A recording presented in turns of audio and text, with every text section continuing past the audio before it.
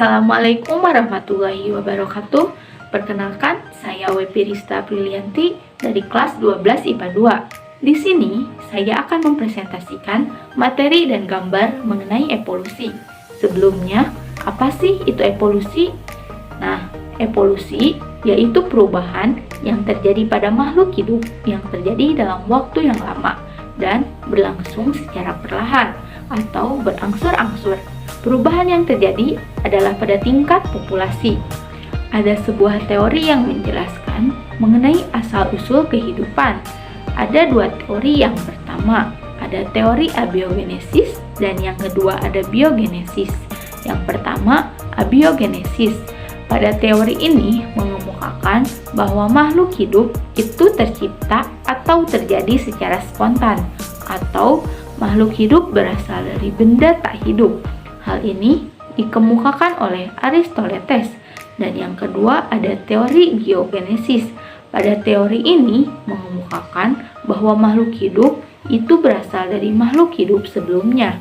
Teori ini juga diperkuat oleh berbagai macam percobaan yang dilakukan oleh para ahli. Di sini saya akan menjelaskan 4 macam gambar yang menjelaskan mengenai percobaan teori biogenesis. Pada gambar pertama merupakan percobaan yang dilakukan oleh Francisco Redi. Percobaan ini merupakan percobaan munculnya ulat yang muncul di dalam daging yang disimpan dalam toples yang terbuka, sedangkan pada toples yang tertutup tidak muncul ulat.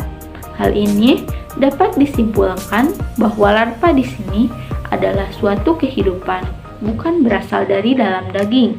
Yang di sini adalah benda mati, tetapi si ulat ini muncul dari lalat yang masuk dan bertelur dalam daging.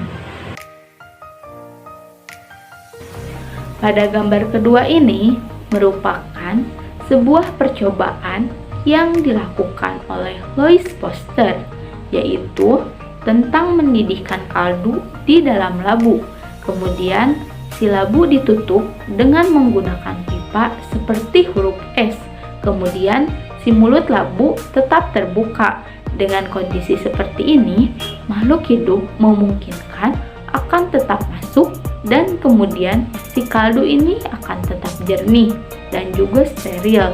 Dari percobaan ini timbullah sebuah anggapan bahwa omne vivum ex oppo omne vivum ex vivo, yang berarti kehidupan itu berasal dari telur dan telur itu berasal dari makhluk hidup.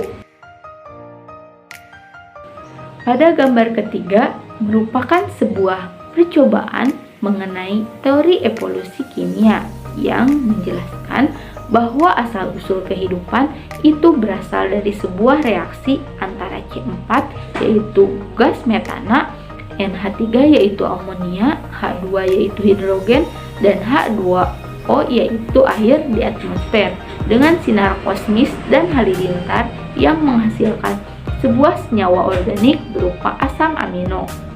Kemudian percobaan Steinmiller berhasil membuktikan teori Urey dengan percobaannya menggunakan sebuah alat yang disebut juga dengan pesawat urat Mastera.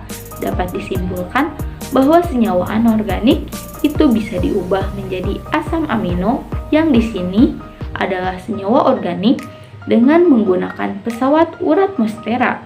Jadi, satuan-satuan kompor di dalam sistem kehidupan seperti lipida, gula, nukleotida, asam amino itu dapat terbentuk dari kondisi abiotik.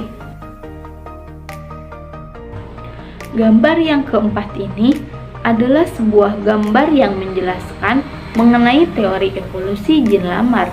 Pokok-pokok pikiran dari teori ini yaitu yang pertama, makhluk hidup yang sederhana berasal dari makhluk hidup yang sempurna.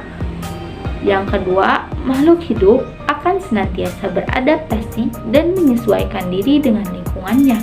Dan yang ketiga, organ yang mengalami perubahan karena sering dipakai dan berkembang itu akan semakin sempurna. Dan organ yang tidak diperlukan lagi perkembangannya itu akan menurun dan akhirnya rediment. Kemudian evolusi organik.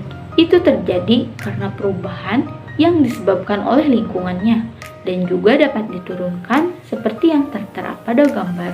Awalnya jerapah itu berleher pendek dan jerapah itu tidak bisa menyangkal makanannya.